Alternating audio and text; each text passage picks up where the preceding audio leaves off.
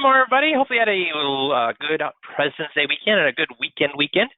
So we'll get started today. We got some fun stuff to cover that I think will help you in your business. So as a reminder, though, 5Q tape breakdown. If you don't do your 15-minute drill, at least do this every other week.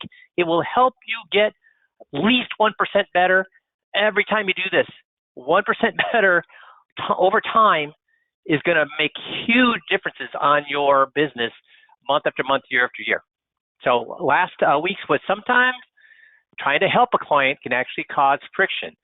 See how that can happen. And this is something I hear in the last 20 years of coaching, guys, I hear that so often. We're all, I guess I have met a few advisors who are nefarious, but the vast majority, 99% of advisors, are truly trying to help their clients.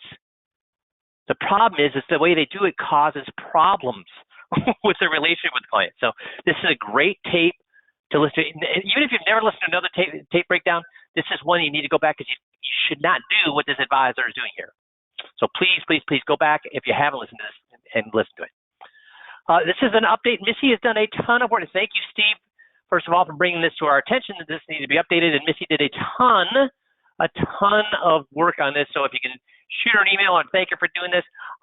In low-cost marketing, we have a great system called Pay Less Taxes and IRA withdrawals. And remember, that's one of our USPs, right? How to lower or how to pay 70% less taxes, or 70.4%, because the more specific you are, the more people believe you. How to pay 70.4% less tax on your IRA withdrawals. So Missy thank you, Steve, for bringing it to our attention. Missy put a ton of work into update it. So if you haven't looked at this for a while, this is, and it's one of our USPs, make sure you go back and look at this. Because, guys, how much of your IRA withdrawals is taxed? How much of your IRS withdrawals is taxed? So your clients' IRA, your clients, mine, everybody's. How much is it taxed? How much of that withdrawal is taxed? 100%. So if you can lower it, the tax on that by 70.4%.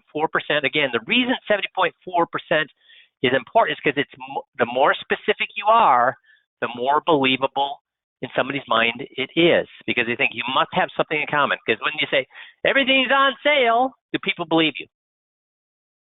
When you hear a store say everything's on sale, what do you expect to go into that store and find? Or do you have stores in your area who every Sunday have a sale?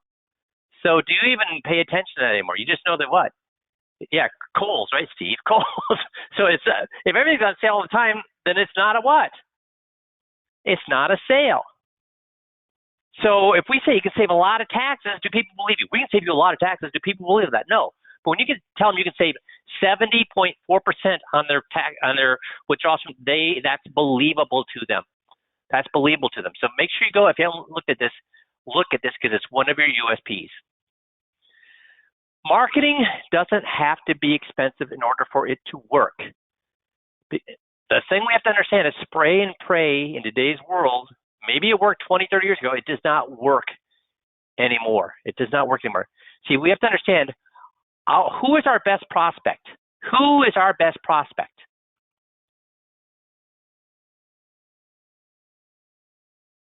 Our best prospect is our competitor's best client. Why is our best prospect? Because some people said, somebody just retiring or somebody with a big 401k. No, that's not your best prospect. Your best prospect is your competitor's best client. Why? Let's ask, why are they your competitor's best client? Because they do advisors like clients who are a pain in the ass? Does any advisor, I don't care how much money that client has, do they view that client as their best client? If that client has a ton of money, but he's a pain in the butt, do they view them as their best client? Yes or no? Y or N?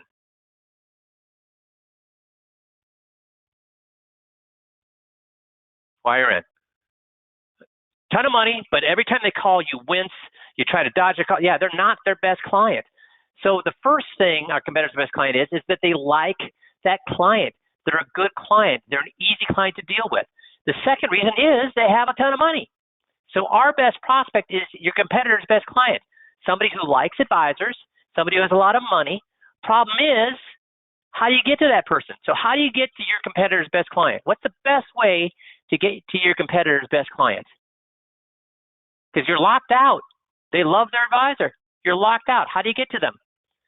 Through referrals, yes, and indirectly, the referrals will be through the 21-point checklist. That's right, Tom.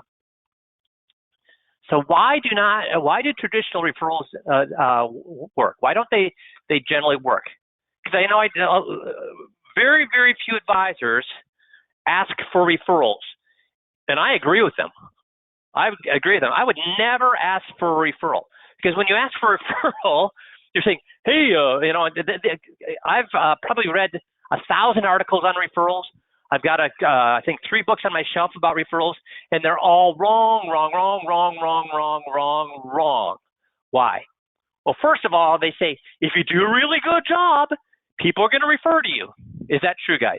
If you do a really good job, now I'm not talking about the occasional 1 referral a year. I'm talking about regular referrals, 3, 4, 5 referrals per year per client. If you do a good job, does that happen? Yay or nay? No, it does not happen. No. Why doesn't it happen? Because let's say that somebody does a really good job on my roof, or somebody does a really good job siding my house, or somebody does a really good job selling my car.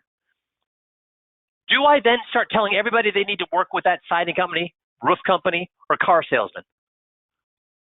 Well, I call all my friends, don't I? Or worse yet, when they ask for names, do I give them names? No. Do I want to sick a siding salesman, roofing salesman, car salesman on my friend, neighbor, relative? Is that friend, neighbor, relative to say, oh, thanks for sicking that guy on me? So you can't ask for names. And if you just wait around for your client to give names, they're not going to. Now, here's the thing. If a friend, neighbor, relative says, hey, I see you got a new roof. Who did your roof? Yeah, sure. Then your client's going to go ahead and refer to you. Or, hey, do you know anybody that does good siding? Then he's going to refer to you. Hey, do you know somebody I can trust to sell me a new car? Yeah, then they're going to refer. The problem is your clients are going to wait for their friend, neighbor, or relative to ask, do you know somebody? And how many times in a year are your friends, are your clients, friends, neighbors, and relatives asking your client, hey, do you have a good advisor? How often are your clients being approached by their friends, neighbors, and relatives? Rarely. And when that happens, Steve, guess what? They'll go ahead and refer to you. But can we really say we have a referral system if it happens rarely? No. So the problem with most referral systems is they say, hey, do a really good job, and people are going to refer to you. No, they won't. If a friend, neighbor, relative asks them, then they will, but that happens rarely. Asking for names, that's not going to work, because they're going to want to sick somebody on you. And I've heard people say these referrals so many times in these articles and in these books, they say things, have you ask things like, when you bring on somebody as a client, tell them that you're paid in 2 different ways.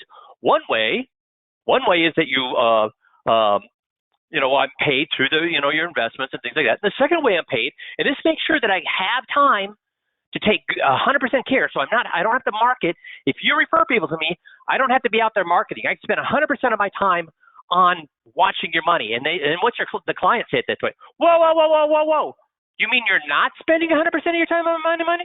I maybe should look for a different advisor then. See, that doesn't work. This whole I'm paid in 2 different ways does not work. In fact, it makes the client think, what the heck? You tell me you're not watching my money all the time? So that doesn't work. Hey, friends, neighbor, do you know anybody who I could help? That doesn't work. See, because those kinds of referrals, all the traditional ways of asking referrals, they're saying, hey, help me as the advisor. And what's the client think? Dude, I've already helped you. I gave you my money.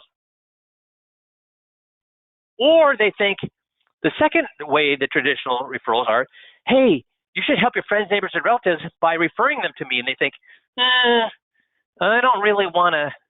I think you're a nice guy, but I'm not going to give you my friend's neighbor or relative's name and contact information, because holy cow, they're not going to be happy that I'm giving out their personal information and sicking you on them. So that doesn't work. So those we can't just go about it the way typical referrals work, because they don't work that way. And that's why people and there's nothing more. You stop asking for referrals every time you ask for a referral, because when people first become on as a client, That's a happy experience for them. Everybody's happy. And then you say, do you know anybody? What happens to that happy experience? All of a sudden, they become uncomfortable. They become uncomfortable. And then it turns a great experience into what? A lousy experience. So we've touched that third rail so many times we quit asking for referrals. I know I did, because anytime I asked for referrals, nothing good came from it. I never got a referral, but I sure did get an uncomfortable client. That's not good for anybody. So we have a referral system here that I invented back in 2015 that works unbelievably well. The guys who use it average a half a referral per client they have. So if they have 100 clients, they get 50 referrals. They have 200 clients, they get 100 referrals. Why? What's different about it? What's different about our referral system? See, we've said that the typical traditional referrals either say, hey, help me as the advisor, or help your friends, neighbors, and relatives. And they want to help you. Your client wants to help you, and they want to help their friends, neighbors, and relatives. They just want to do it pain-free. They want to do it pain-free. So they're going to just wait for a friend, neighbor, relative to ask them for, do you know somebody who's a good advisor? So they're not going to put themselves out at risk to help you. They're not going to put themselves out at risk to help their friends, neighbors, relatives. But there is one person that if they can help them, they will put themselves at risk. What person, if they can help that person, will they take a little risk for? What person are they most worried about taking care of? Aha, Nick, themselves. So you got to make it all about them. And that's what we do with our referral script. With our referral script, we make it all about them. Because what we do is we walk them through, remember, the 21 light. We go through those 7 non-financial documents, walk through all the terrible things that could happen if they did not have those things done. And at the end, we say, are these important? Yes. A lot important, not a lot important, very important. How much time, money, and hassle have we avoided? Tons of time, money, and hassle. And then we say, so do you know, is there anybody in your life that looks up to you? Anybody that runs things by you? Anybody that comes to you for advice? And this doesn't always work. That's why it only works for a half a referral per client. Because 2 out of 3 clients will say no. Nobody asks for me for advice. Nobody asks for guidance. But 1 out of 3 will. Because they're that influencer in their circle of friends. People ask for their advice. They run things by them. They ask, hey, what are you doing? And generally, if somebody's like that, do they only have one person or several people that will come to them for guidance? Several. And that's why 2 out of 3 times this will not work. But that 1 out of 3 times it works, they're going to give you 2 or 3 referrals. 2 or 3 referrals. So how we do is say, so how much time, money, and hassle did getting these documents save you? A ton, yeah. Is anybody in your life that looks up to you, runs things by you, asks for your guidance? If they say no, they say, okay, cool. You move on. Are they going to be mad at you if they say no and you just move on? Are those people going to be mad at you? Yay or nay? Or will they forget about that question 10 seconds later? So forget 10 seconds later. But for the 1 out of 3 that when they say, do you have anybody who looks up to you, runs things by you, asks for guidance? Oh, yeah, we do. Say, so here's the thing. If one of these 7 things that we just took care of, if one of those things happened to your friend, your neighbor, your relative, that person who looks up to you or asks for guidance, they're now in for a lot of money, hassle, and time. So they don't want that. So they're going to maybe pick up the phone and call somebody. And if they've been relying on you for guidance, for ideas, for opinions, whose phone might they pick up and call? What's the client say? Oh, mine. Yeah, yours. And now their problems have become whose problems? Oh, they become my problems. Yeah, so is there anybody you'd like me to sit down with for a half hour, just a half hour?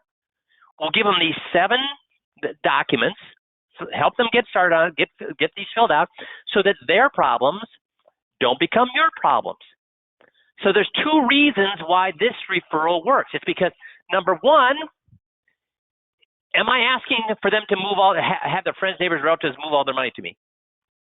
Or am I just saying, hey, we'll just sit down for a half hour and fill out these 7 documents? See, also we're saying that we're going to continue to call them and call them and call them and bug them and bug them and bug them? Or do we say, hey, this is a time-limited thing. I'm going to sit down with your friend, neighbor, relative for a half hour, fill out these documents, and we're done. See, is that a safer referral? First of all, it's helping themselves. And second of all, it's a safer referral because I'm not talking about moving their money. I'm just saying I'm going to fill out these 7 things, and then a half an hour and I'm done. Is that a safer or a less safe referral? Safer or riskier? S for safer, R for riskier, than saying, hey, do you know anybody that can help with them with their money, help them with their finances, anybody that needs a financial advisor, versus saying, hey, anybody that, to make sure their problems don't become your problems, would you like me to sit down with anybody for a half hour, fill out these forms, and that way that we'll take care of that, and you'll never have to deal with that situation. See, it's safer, safer, safer. That's why it works. Make sense? So working by referral is all about trust. And now they trust you because you said, hey, we're going to fill out these 7 documents, half hour, and we're done. But here's the funny thing. When you fill out those 7 documents for that other person, you never do then pivot to selling them. You never pivot to selling them. And you think, well, then what's the point? It's because you never pivot. But invariably, after you've helped somebody with these 7 documents, help them save time, prevent them from wasting time, money, and hassle dealing with these things, inevitably, guess what they ask at the end of that? Well, what else do you do? Then they've invited you in. See, they pivoted to what you do as an advisor. Does that make sense? So make sure you're using these referrals. These are free, and it's a way to get at your competitors' best clients. So when's the best time to do that? Well, the best time to do that is when you bring on a new client. The second best time to do it is every time you have an annual review. Because at your annual review, what should you be doing? Reviewing the 7 financial documents. And they may say, well, no, I guess nobody really comes to mind. So if nobody comes to mind, you can help them. And here's what you do. This is also in here, in the annual reviews. This document is in here, and you can say, so do you know anybody who just moved to town? If they just moved to town, would they need to update their 7 non-financial documents? Some of the non-financial documents, if they just moved to town.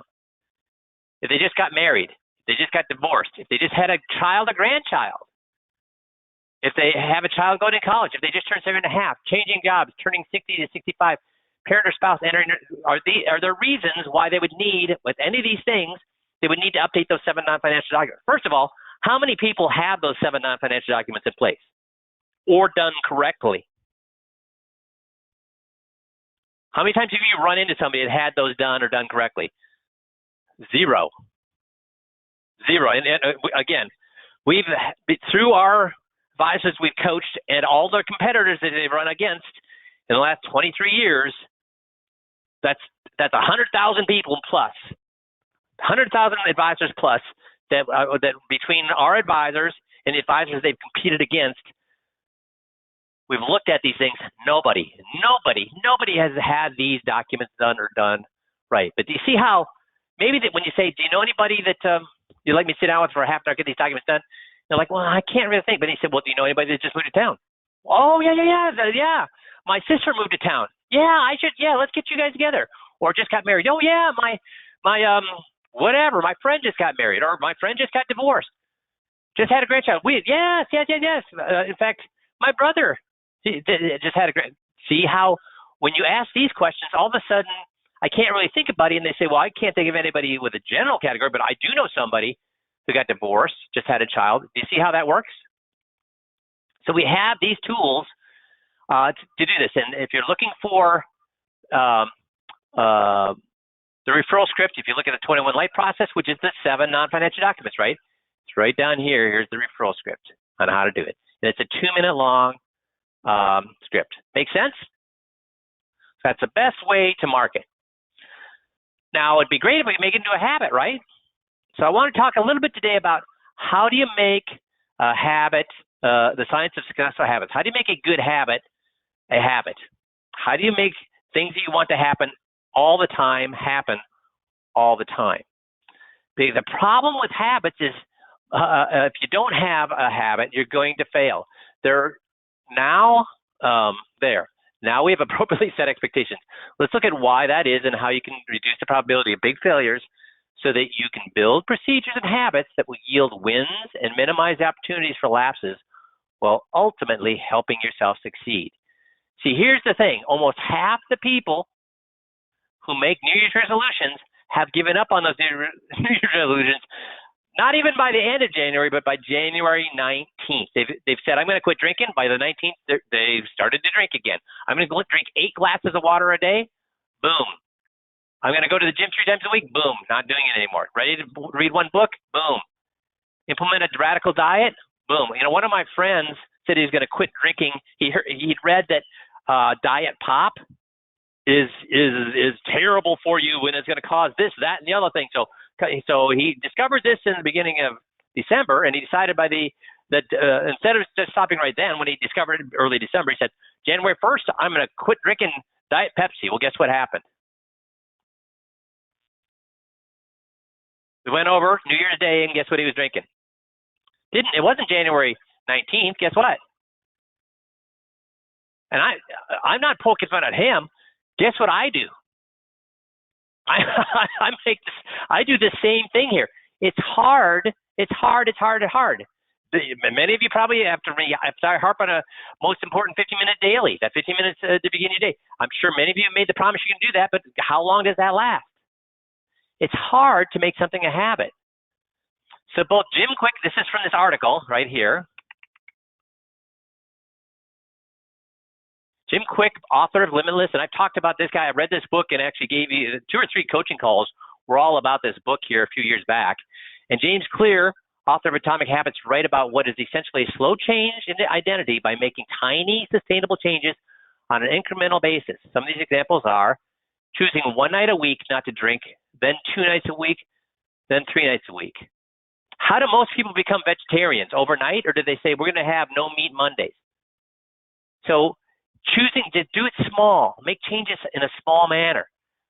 Sign up for a fun class. Maybe, for a fun class to get you moving 1 night a week and say, I'm going to the gym 3 times a week. No, but sign up for something that at least gets you moving just once a week. I'm going to read 50 books this year. Well, at least just start with 1 page a day.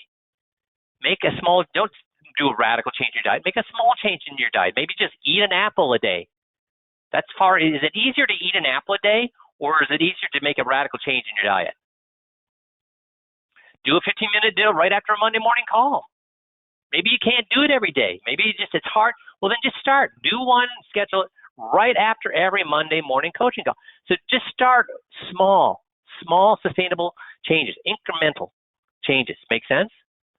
Know that messing up and giving up in temptation are normal, so having a completely unforgiving pass-fail personal grading system allows you to get off and then back on off track and then back on track much more easily. You'll have the latitude to forgive yourself and move forward as better instead of perfect. Eating a cupcake is not a total failure. The world's not ending. It just it indicates you just throw up your hands, give up, and eat half a cake a day because you believe that you're a loser and always fail. No. Just be better with your eating habits tomorrow. Start all over again. First off, don't commit to making 150 calls a week if you're accustomed to making only 28. Or getting up at 4:45 a.m. if you're used to getting up at 8:12. It's like going from walking around the block to running a 5K every morning. It's a recipe for failure and injury. And it could be injury, physical injury or mental injury. Take it slower, then ramp up. Incrementally change. It'd be a better idea to commit to making 35 calls a week instead of 28 and a half. Instead of 28, make 35. Don't do 150, and then 15 more the next week until you level up to where you want to get to. Or getting up 10 minutes earlier. Don't get up if you normally get up at 8:15, get up at 8 o'clock. Don't say you're going to get up at 4:45 until you've shifted your sleep patterns to be an early riser. Yes, it will take you 6 or 8 weeks to change your mindset. That doesn't matter. Just getting a little bit better every day is what's going to change you over time. So does anybody remember what I did early on in my career to hit my cold call numbers? Does anybody remember what I did?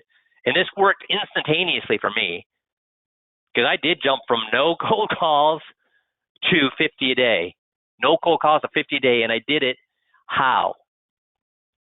Anybody remember?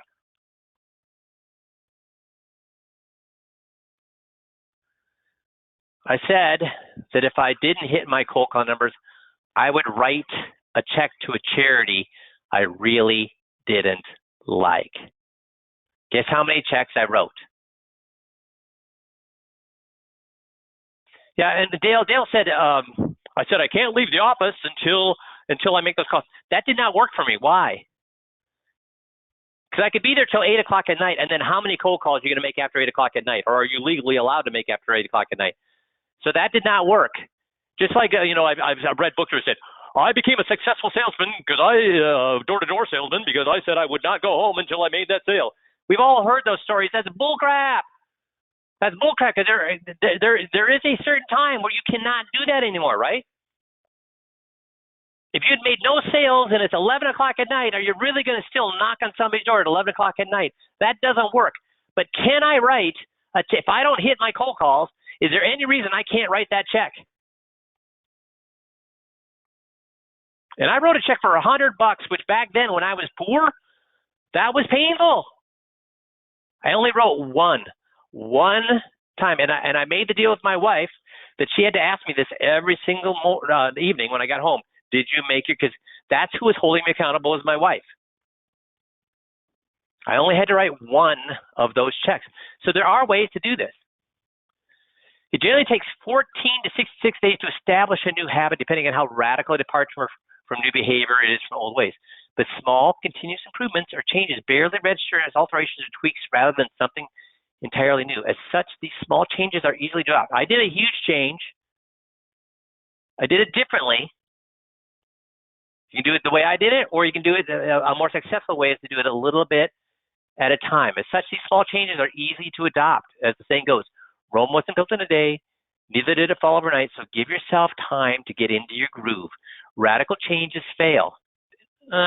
This radical change did not fail, but you have to be honest with yourself. You have to be accountable for yourself. That's one thing I will say that I am. I hold myself accountable. I don't place blame anywhere else. I always bring it back. That was my fault. So if you are able to do that, something like this works. If you tend to say it's not my fault, it's the economy's fault, it's the other person's fault, then doing these the small ways, tiny tweaks work, and they really, really do work, and they're less painful. This was painful. Little steps are not painful. So what you want to do when you change a habit is, first of all, make it obvious. You want a cue. So a cue is, we all get into habits. Some of the habits we have is brushing our teeth. So when do we brush our teeth? The cue is, I'm going to bed, I'm going to brush my teeth. I'm going to work, I'm going to brush my teeth. See, there's certain things that cue. Unfortunately, people that started smoking, they had cues. They'd get up, every time they had a cup of coffee, what'd they do? They lit up a cigarette. See, it was a cue. I'm having coffee, I need a cigarette. So habits are generally happen when you have a cue that says, oh, this thing is happening, that means I need to do this. That's where, like with a 15-minute drill, oh, I'm having a Monday morning call, I'm doing the 15-minute drill right afterwards. It's like, oh, that's just, it's a cue. Monday morning call, oh, 15-minute drill. Now, the rest of the week, you don't have a Monday morning call, you might forget to do the 15-minute drill because there's no cue for that. But you want a cue that says, oh, a cue that happens every single day. We go to bed every day, we go to work every day. That's why we brush our teeth every day, because we have those cues. So find something you do every day and attach the habit you want to that thing you do every day. Does that make sense? And then make it attractive. I did the opposite. Instead of making it attractive, I made it very unattractive by having to write the check. They're saying make it attractive. Give yourself a little treat every time you do that thing. Make it easy. Don't make big changes. Make small changes. Give yourself that reward. Do it all over again, over and over. That's how you make changes. You commit to making 35 calls. You make them, even if it takes a struggle. You sit back, smile, raise your hand in triumph and pride. You've experienced success. Yet, after achieving this small goal, you need a bigger reward, so you need to take a bigger action, but you crave that moment of finishing and succeeding, so you focus on 50 calls as the next challenge. You hit the 50-call challenge, so you raise the goal and increase effort. As a result, the biochemical reward becomes stronger and the neural pathways become more efficient. Your brain becomes wired to do that thing every day. If you don't do it, is there anybody here who's worked out like really, really, really regularly, and then for some reason quit working out? Do you miss that craving of working out? Do you feel like something's wrong if you don't make it to the gym? Do you feel? Yeah, I mean, we've all had that. You're missing that dopamine fix. So that's that biochemical reward. You feel odd if you don't do that thing. Voila, you become addicted to the process of successful habits. Within 2 months, you're making 150 calls a week. You got from 4,000 weekly production to 9,000. You're about to break through 10,000, then 12,000 mark will be up to 500,000 by the end of the year. You can do that. That getting 1% better at anything can cause you to go from 4 to 9 to 10 to 12 to 5. You don't have to do things overnight. The next thing is to break the big goal into little steps. We've talked about that, right? Because am I a big believer in goals, or I say put a system in place? And that's what they're talking about here. Put a system in place so that you're not worried about the end goal. It means that you're doing that thing you need to do every day that you do have control over. You have no control over your end goal.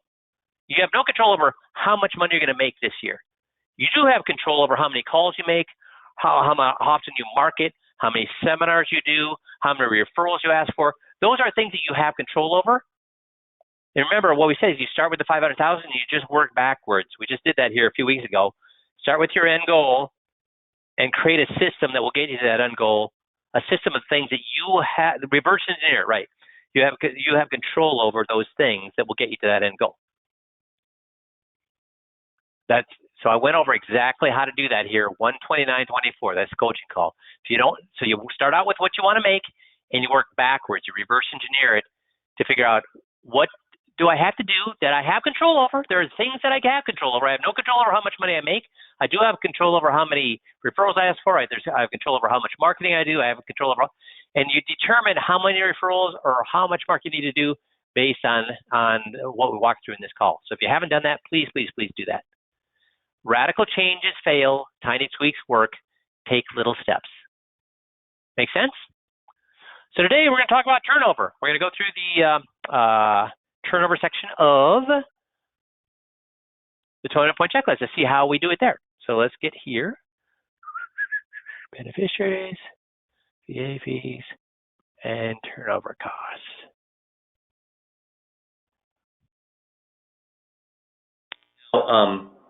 When you've heard about investing, did they tell you to buy and hold or buy and sell willy-nilly? I don't know. Buy and hold. Buy and hold, right?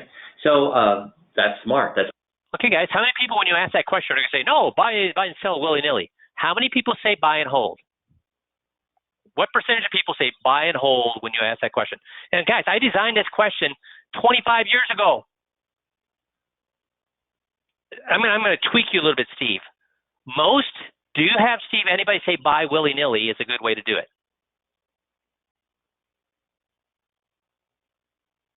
I'm going to poke you a little bit here. None. Yeah. They all say buy and hold. Buy and hold, buy and hold, buy and hold. So we know what they're going to answer here. And if they said buy and hold, what have they just done? Is our job done? The first question we ask, the people say, no, you need to buy and hold. We've already won the turnover argument, right? We've already won the turnover argument. So see how the scripts are set up for you to win 100% of the time. That's what all the research shows. That's what all great investors and people have said in the long term, that you should buy and what? Buy and hold. Yeah. And so turnover is talking about, well, let me give you an example of what turnover is talking about. If you hear a company has a high turnover ratio with its employees. Again, with scripts, do we ever get right into their situation, or do we use a third party or a non-financially related story to get their agreement on turnover or on anything? Every script we start with what? A real life story about how that things work. So with turnover, we're going to start with a real life story on why turnover is bad before we get to the investments. Because if we just jump into the investments, guess what they'll do? They'll defend. They'll defend themselves. So we want them to say, no, This is how real life works. Turnover is bad. So when we get to their investments, they're not going to say, yeah, no, we're supposed to buy and hold, and yeah, turnover is horrible and everything in life, but it's not for me. They won't say that because they'll look like fool. Does that make sense? So every one of these scripts is perfectly designed to prevent them from doing anything but what we'd like them to do, or the conclusion that they logically will come up with themselves. Employees, does that mean it's holding its employees a long time, or it's a revolving door with employees coming in and out, whether they're quitting or getting fired or whatever? Which one? Revolving door. You think that's a good thing or a bad thing for a company? Well, I would guess that's a bad thing. That is a bad thing, because if you think about it, first of all, does it cost money to hire people? Oh, yeah. And when they're being trained, is that downtime or they're productive? No, that's downtime. So if they're constantly doing that, what's it going to do to that company? It's going to affect the bottom line. It's going to affect the bottom line. So high turnover is good or bad for a company? No, that's bad. Yeah. And it's the same thing for investments. So for investments, they don't have employees, but let's say that with the companies we just talked about, do you think they have one stock in it or maybe a? Now, am I talking about their investments or investments in general? So we go from a third party or real life situation to a general discussion about investments, get their agreement there, then we get to their situation. Does that make sense? How difficult would it be for them to say, that's how it works in real life, or turnover is bad, should buy and hold. That's the way it works in real life. That's the way it works generally in investments. But that doesn't work that way for me. Do you see how it'd be impossible for them to say that? It'd be very hard, exactly. 100 stocks. I'm sure they have 100. 100 stocks. So if they don't get rid of a single stock at the end of the year, so the same stock they started with in January, they have December 31st, what is their turnover going to be? 0. 0. If they sell all 100 stocks and then replace them with 100 stocks, what would their turnover be? 100. 100. So what? Okay. Who explained turnover to me? Did I explain it to them, or did I have him explain it to me through a series of questions?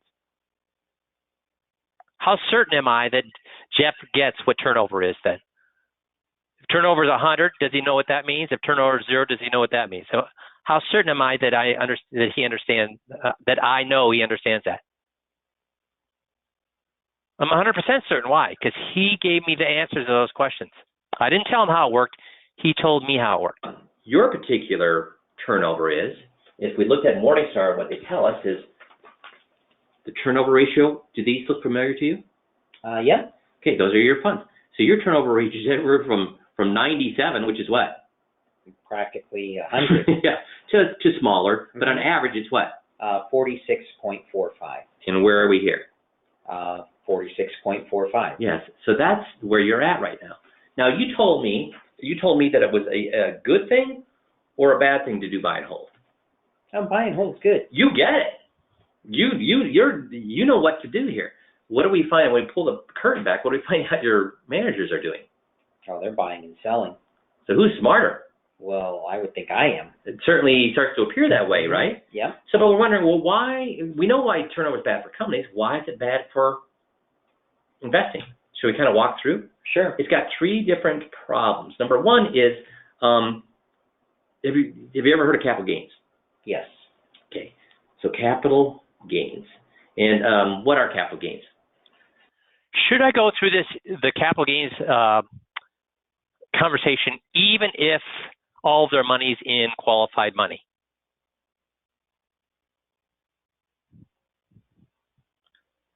Should I go through the capital gains discussion, even if all their money's in qualified money? Yes. Why? Because it's the principle of the thing. It's showing that, hey, these managers care about their clients, or these managers don't care about their clients if they completely hammer their clients with taxes. So if you have an investment and it goes up, you have a capital gain and you have to pay tax on the gains. Right. And have you heard of the term short-term versus long-term capital gains? Mm-hmm. Yeah. Okay. So what do you know about those? Long-term, you pay less tax. Short-term, you pay more. Yeah. Short-term, you actually pay half the tax. Or sometimes, depending on your tax bracket, even less than half the tax. So if you had your druthers, or if you could choose, would you rather have more long-term or short-term gains? I think you meant to say double the tax. Well, with the short-term, you pay half Oh, you're right. Thank you. Sometimes I need somebody like you. So we don't want half, do we? No. We want what? If you see me making a mistake, you call me out on it, right? So we're going to pay how much extra tax over the short term? 2 times. Yeah, which is good or bad? Oh, that's bad. Yeah. So if we wanted more long term, or do we want more short term? You want more long term. Yeah, we want more long term. So when we There's a good lesson there, isn't there? So do we sometimes do we know when we've made a mistake? First of all, do all of us make mistakes when we're describing how something works? Has that happened to all of us at one point or another? Yes. So how did I catch myself that I was making a mistake? I didn't, because I was asking Jeff the questions, and was I asking him complicated questions or easy questions? Easy questions. So it's easy for him to say, Mike, you got it backwards. So I'm checking myself because I'm asking these questions, and Jeff is able to hop in and say, your answer is wrong. So that's the importance of asking open-ended questions. It encourages the client to say, no, that's not right if we misspeak.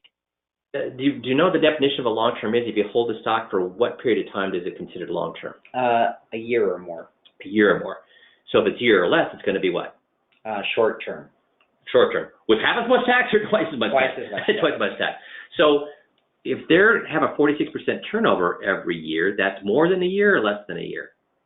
Oh, that's going to be less than a year. So what percentage of your funds are paying twice as much tax? About 46%. Good thing or bad thing? No, that's bad. Yeah. Now the second thing is this: is that we said that they have 100 stocks in there and billions of dollars of investments. Mm-hmm. So do you think that each stock they have $1 million of each stock, or maybe 100 million of each stock? I'm sure it's more like 100 million. 100 million of each stock. So if you have if you're trying to sell your house and there's 15 other houses for sale on your block, what's that going to do to the price of your house? It's going to lower it. Lower. If you're the only house for sale in a great school district for 5-mile radius, what's that going to do to your house value? It's going to make it go up. Again, using a real life situation before I get into their investments. Well, so if everybody's selling, it's going to make it what?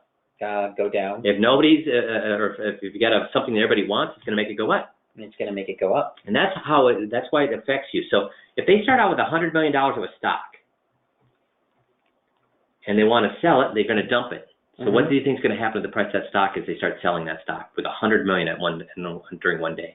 Oh, I'm sure it's going to make it go down. They'll go down a little, keep going down. So you won't lose a lot, but by the end, instead of you start out with $100 million of stock, by the end they sell it and they only have $99 million worth of cash. Okay. So how much did that go down? $1 million. $1 million. And what percentage would that be? 1%. 1%. So they start out with 100. We're at what? 99. Now they want to buy another what with that? They're going to buy another stock. So if they're buying stock, what's going to happen to the price of that stock if they're buying $99 million worth of stock? It's going to go up. It's going to go up. So now by the end, because they buy less of that stock as it keeps going up as they buy it, they end up with $98 million of the next stock. So what's happened there? How much did it cost them percentage-wise? Another 1%. So they're out how much? 2%. 2%. So that's the second. This is the first thing. Good or bad for capital gains? Well, it's bad for capital gains. Good or bad for cost? It's bad for cost. Okay. And the third thing is this, is that if I want to get an above average return, do I take more risk or less risk? You're probably going to have to take more risk. Take more. So I'm already down 2%. What do I have to do to get back to ground even at least? You've got to at least make that back. More risk. So what are the 3 reasons why turnover is not good? Well, more taxes. You lose money, and you have to take more risk. So I asked him to summarize for me, and do you notice how I pointed at this, then I pointed at this, then I pointed at that, and then who did the summary for me? Did I do the summary for him, or did he do the summary for me? So how clear am I now that he agrees, that he understands this 100%? How clear am I that he agrees with this? If he didn't agree with these things, what would he have said by now? See how we're using Socratic selling here? He's agreed that A is greater than B, B is greater than C is greater than D, D is greater than E is greater than F. So is he going to argue then that A is less than G? Or if all of those things are correct, then obviously A has to be greater than G. See, this is Socratic selling. This is how, did I make this point, or did he make all these points over and over and over throughout the presentation? He did. To get back to ground even. Right. So turnover-wise, try this again. Turnover-wise, do you want higher turnover, or do you want lower turnover? Well, you would want lower turnover. You want lower turnover. And you have what? And guys, at the end of every script, do you see how I always use this mentality here of, in this case, turnover higher or lower, risk higher or lower, tenure higher or lower, cost higher or lower. So that I always watch how I use this, and it makes it very easy for the person to understand they're getting the opposite of what they want, and they're paying more for that. It makes that point over and over and over, at least 16 times. We have high turnover. High turnover. And would you want high fees or low fees? Well, you definitely want low fees. Low fees, and not high fees. And what do you have? Oh, we have high fees. High fees and high what? High turnover. So why do you think this, were you ever shown anything like this before? No, actually, I've never seen that before. So which one would you rather have? Low turnover with low fees. Instead you have high turnover with high fees. So you're paying. Who said that, me or him? Jeff said it. And would any client answer it any other way than what Jeff did? Again, is Jeff being nice and he's giving me exactly what I want? He's looking at the script and seeing what he's supposed to say. What client could answer any other way than that Jeff is answering now? That's the beauty of these scripts. That's the power of these scripts. Paying more or less for what you... Well, we're paying more. For the thing that you truly wanted or the thing that you didn't want? Well, for the thing we didn't want. So why would you be being charged more for the thing you truly want instead of paying less for the thing that you truly want? Why do you think you're paying more? Well, if there's more of these, what can happen? More for him. So why do you think you're in something with high turnover? Well, he wants to make more money. Wants to make more money. Because here's the thing. Did you know that funds in the 90th and 95th percentile for return? Funds in the 90th and 95th percentile for return have zero turnover. What funds are those, guys? Funds in the 90 and 95th percentile for return over 3-5 year time periods have zero turnover. What funds are those?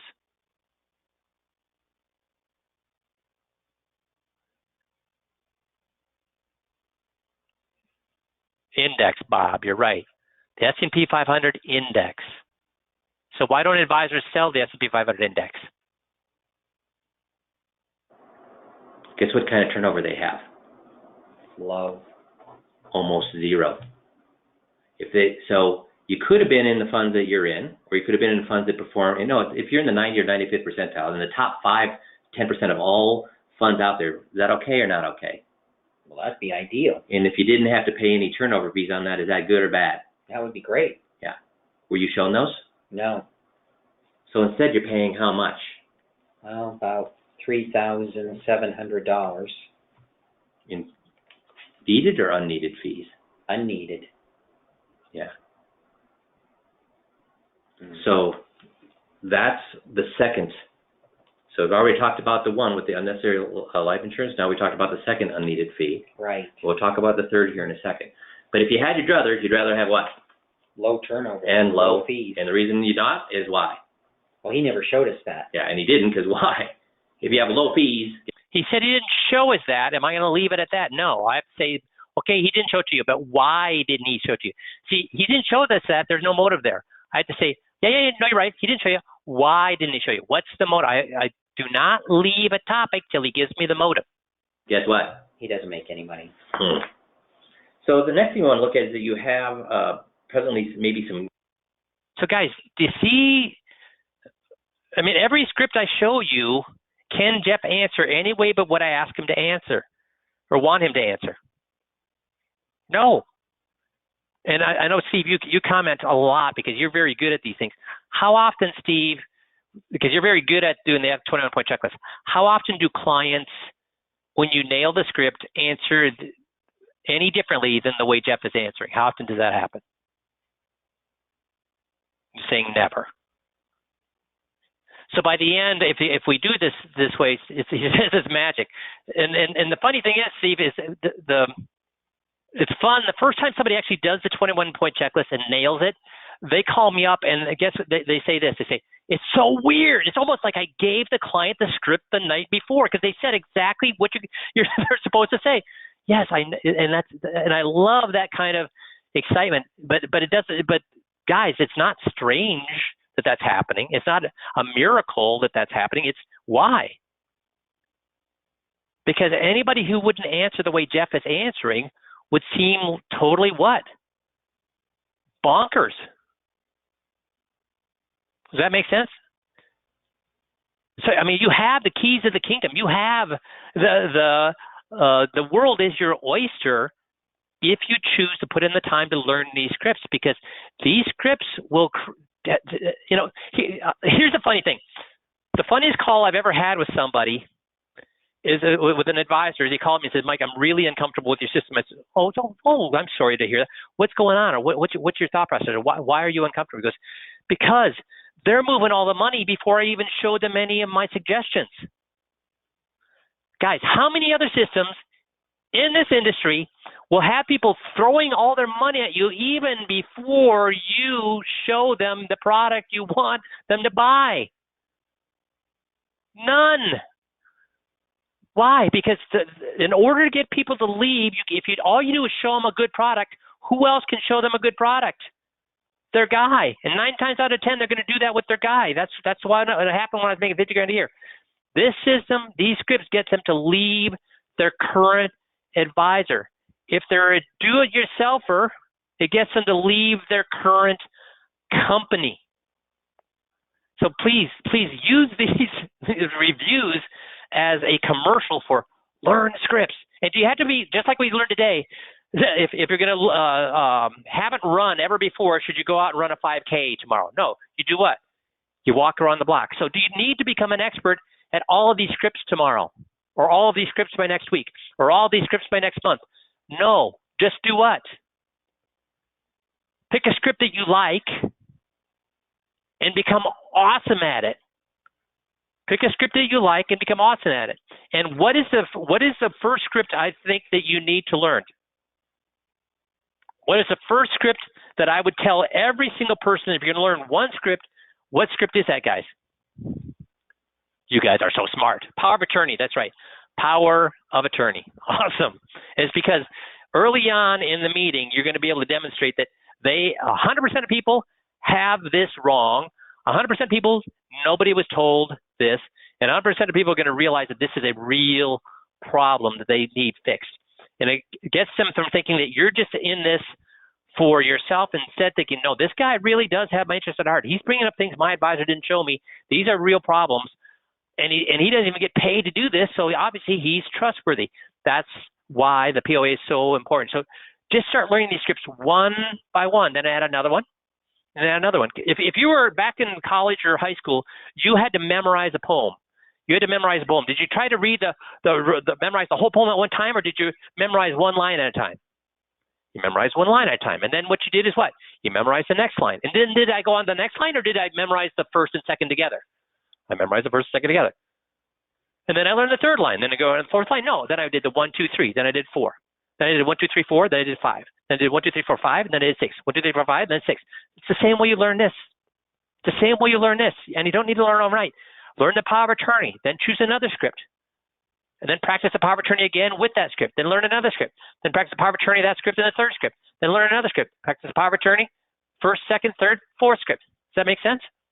Guys, these scripts will allow you to make $2 million or more per year. If they allow you to, every time you sit down with somebody, they will move away from their advisor and give you all their money even before you recommend a product to them.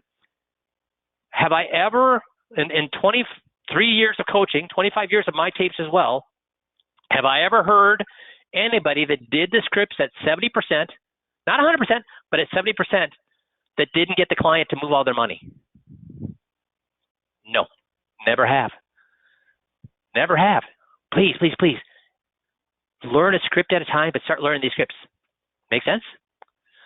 Awesome, awesome. Well, you guys have a terrific rest of the day and a great week, and we'll talk to you all next Monday. Thanks, everybody.